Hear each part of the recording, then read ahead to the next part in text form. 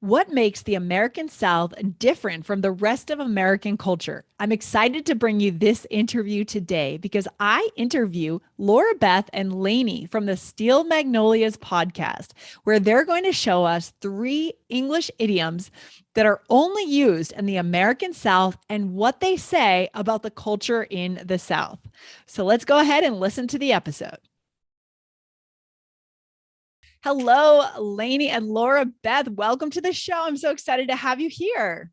Thank you. We're Thank so you glad for to be having here. us. Wonderful. I am so excited for our listeners today. Guys, we have 2 wonderful guests on the show today from the Steel Magnolias Podcast. And we met at the podcasting conference in Nashville, Tennessee last month. Guys, tell me how you named your show, the Steel Magnolias Podcast. Where did that term come from and what does it mean? Well, we're so glad we got to meet you. That was a really fun conference, and we're glad you got to explore a little bit of Nashville while you were here. So we named our podcast the Steel Magnolias Podcast because we explore all facets of Southern culture. We love having uplifting conversations about life in the South. Okay. But a steel magnolia is a chiefly Southern term as well. And it comes down to a woman that exemplifies that fortitude of steel and strength, but with the grace of a magnolia, as in a magnolia flower, which is a flower that you see all across the South. So it's a unique combination. I love it. But it's a very high compliment for a Southern woman. That's so I true. love it. So it's the combination of the strength and the softness and the compassion. And is that right? That makes total sense. Exactly. I love it. Yes. So good. So good. And you guys exemplified that because I went to a session and you guys had your podcast on display in a very brave way. That the people could see your show and dissect your show. That's fantastic. So, to start off, I want to let our listeners know to go and search for your show, but we're going to talk today a little bit about Southern culture because our listeners are from all over the world. And we want to show you guys what Southern American culture is. And this would be the perfect chance to talk about that. Now, where are you guys from? Where in the South are you from? So we live and grew up here in Nashville, Tennessee, which is the capital of our state. Okay. And Nashville's right in the middle of Tennessee as well. So we're surrounded by green rolling hills and have beautiful mountains just to the east of us. And of course, a large culture of music right here in the Nashville area. So it's amazing. What I think is interesting about Nashville is you get off the plane in Nashville, Tennessee. I live in Denver. So you get off the plane, everyone has skis and a snowboard, but you get off the plane in Nashville, everyone's got a guitar. I think that is so cool. It's true. It is Music City. And it's funny to think, there is a large amount of music that is written and recorded here, but the nickname Music City actually came from a radio transmitting tower that went up here in 1932 and started to broadcast the weekly Grand Ole Opry show, which was a show that had country artists and bluegrass and gospel artists. That transmitting tower reached almost every state of the United States. And so that connection of that music coming out of Nashville, Tennessee is what made people start to call it Music City. I see. It is so good to know that. I never would have had any idea about that. I love it. I love it. So, just in itself, the music, but let's talk more broadly now, guys, about the South, the Southern US, Southern American culture. What makes the South different from the rest of American culture, the rest of the United States? What would you say comes to mind? Well, there's many things, but the thing that comes to mind for me is we do have large cities in the South, but it's mostly smaller cities and even towns. Okay. And so because of the smaller population in most of the areas, life just moves at a slower pace. I love and that. So with that slower pace, it gives a lot of room for graciousness, kindness. You're going to see a lot of people asking if you need help, if you look lost, holding the door open for you if you're coming into a store or something. It's just not as fast paced. Okay. And so with that, you're even going to see people being very relational in unique ways. So at a grocery store, as you're checking out of the store, the attendant, as she's scanning your groceries, may ask, "Oh, what are you making for dinner?" Or people find that unusual if they're from other areas. Or they may say, "Oh, this is my favorite yogurt. Have you ever mixed this with fresh cherries? It's my favorite." So there's kind of just that relational thing happening. Yeah, I mean, that really does in a way impact our quality of life, right? To know that that is possible. I've spent some time living in New York City, living in Boston, the polar opposite of this type of culture where no one has time for that, right? We're busy. That's right. And I'd love to know later if you guys have lived in other regions in the US, but let's get in because we're talking about language today, right? And we can learn so much about a culture from a language. So I'd love to know, guys, you said you're going to talk today about 3 idioms that are so common in the American South that maybe we don't use in other parts of the country. So what would be that first one that you could share with our listeners today? The one I think is most popular in the American South is a phrase called "bless your heart." Yes. You see it literally everywhere. In fact, I had something close by. You'll actually see it on things. So yes, "bless your heart" was initially used to convey a feeling of compassion towards a person. Okay. So it's almost like kind of a request for God to show mercy on someone. Okay.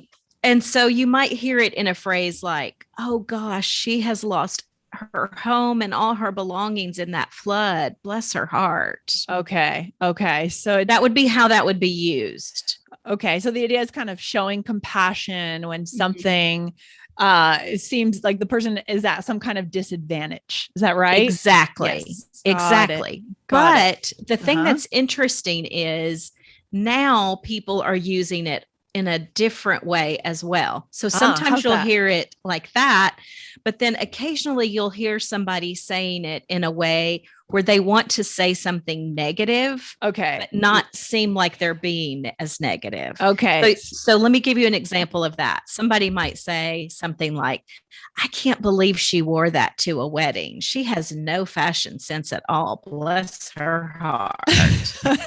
I'm glad you brought that up because I was going to ask, I've heard it used in kind of a more insulting way at times. Yes. Right? Kind of. Yeah. Interesting. So I don't think that was the original intent, but now it's a way for somebody to, do an insult, but not look like they're quite as tacky. And is it only used that way now? Like, has the phrase completely converted itself into that use, or is it still used in the more respectful? That's a great question. Yeah. That is a great question. I use this phrase, and I believe a lot of people still use it in the original intent. Okay. So, got it. but one thing I think is, that for your listeners, often you can tell the intent even from the expression on a face. If you're actually getting to see the person say it. If it's the original intent, they're going to have kind of a sadness of, "Oh gosh, she's lost everything." Like you can read their body language that it's truly a sadness versus, "I can't believe she wore that. Bless her heart." Yeah. Right. And it has kind of a, there's an edge or a sass to it. And I imagine there's also a change in the tone of voice too. So the facial expressions, the tone of voice, the way it's delivered, the context. So we tell our listeners, guys, we need to pay attention to the context every time we're listening to English to really understand what's actually being said. Okay, that is great. So I'm glad that we addressed the positive and the negative sides of that expression. Bless your heart. So what would be the next one that is unique to the South? What would you say? So the next one, I'm going to say it slow, and then I'm going to say it how you would actually hear it said. So the phrase is, "that dog will hunt." Okay. But you would actually hear it said if you had kind of a Southern accent of someone saying it, "that dog will hunt." Okay. That's how it would sound. And that just comes from the sport of hunting. Okay. Is very popular still in the South, hunting wild animals and birds. I see. many hunters will take a dog along with them, a dog that's been trained, that's very keen on sight and smell. Mhm. And having a good hunting dog is a very necessary and good thing. Got it. So if Okay. you were to hear someone say that dog will hunt, they're referring to an idea or a person or even an object that performs well, or that is, okay. that has lift. It's a good thing and Has potentials or yes, absolutely. Okay. Yes. Okay. So Potential. you might even hear someone say, let's say they're test driving a car before they're going to actually purchase the car. Huh. You might hear the person say after they've ridden in the car, if they do think it's a good, well-built car, that dog will hunt. Okay. Interesting. Referring to the car being Okay. well-built, a good ride, a good purchase, I etc. see. Now, is this used for ideas as well, or Yes. just Yes. objects? Would you say? Yes. Yeah. In fact, Okay. I've often Mhm. heard it for ideas. Yes. Ideas. Love Yeah. it. Wow. Even in a business meeting sense, a good idea that's proposed, maybe even one that's a little outside of the box of how the rest of the group is thinking, Okay. to really affirm, hey, let's put some attention towards this because that dog will hunt.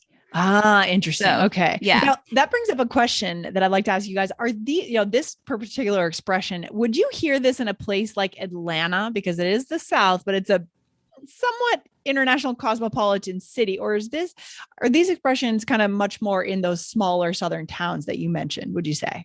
So that's a great question. And I have lived in Atlanta. Cool. So I will say that I think you might hear this from Okay. a person from a smaller town Okay. or a rural area. Okay. I don't think somebody who's always lived in the city is even going to be as keen to I see. Okay. hunting culture. Correct. Okay. Got it. I'm actually going to Atlanta next week, so I'll be able to check up on that and see if I hear this Yeah. expression. Fantastic. And you may even hear it on the contrast in the opposite fashion. So that dog won't hunt. Oh, so you that do might the opposite. that You do. might be Okay. an idea or something that looks good on paper, but Okay. that dog won't hunt.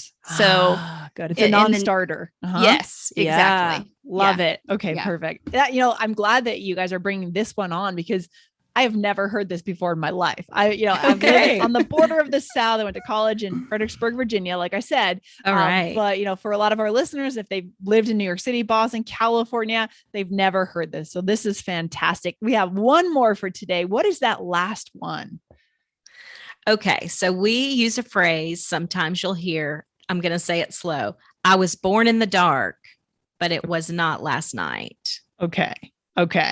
So Tell me an about this. example of this in context, the phrase is used to convey that an idea, kind of like, I might be naive, but Yeah. I'm not that big of a fool. Okay. So for instance, this is kind of a funny example, but like as a teenager, my mom would say this to me sometimes. In a scenario of, let's say I had, asked to go to a party and maybe the person hosting the party was not a very good influence on me. Yeah. And I had been told no. And then later in the week, I say, can I spend the night with my friend who happens to live in the exact same neighborhood as the party I was told I couldn't go to? That my mom might say, okay, I was born in the dark, but it was not last night. I love that. Meaning I know what you're trying to do. I love it. That's so Our mom good. says this a lot, actually. That's fantastic. Right. So I'm not naive. I mean, we also have the expression, I wasn't born yesterday, but this one's more interesting, right? Because it gives a little more depth to what you're trying to say. That's Yes. right. Yeah. I love it. So good. Yeah. So good. Okay. This has been great. We are running out of time for today. It's been a quick episode, but this has been fantastic. Really understanding Southern culture through the idioms that you guys use in the South. So Lainie and Laura Beth, can you guys let us know where our listeners could find your show, find you online, find your podcast if they want to learn more about the American South? Yes. Well, Lindsay, thank you so much for having us. And I just want to say to your listeners, we applaud you for taking on a new language. We know it is not easy, and it's so honoring when you hear your native language being spoken. So the fact that y'all are open to opening and expanding your vocabulary even into Southern expressions is truly unique. So I just want to applaud your listeners for that. Yeah.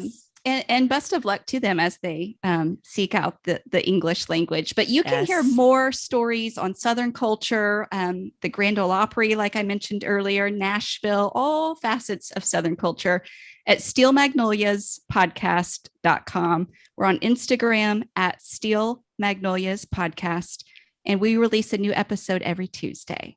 Wonderful. So I want to encourage you guys to go over. We always talk about finding new native content, native English content. This would be a great show to subscribe to and practice and learn about the regions to prepare for any business trip. Or if some of our listeners are actually living in the South, this would be a way to understand how to get yourself more into the culture and meet local people. I love it. Well, thank you so much, guys, for coming on the show today. I've really enjoyed it. Thank you so much. Thank you, Lindsay. Thanks, Lindsay. All right. Take care. Bye. Thank you. Bye-bye. Bye.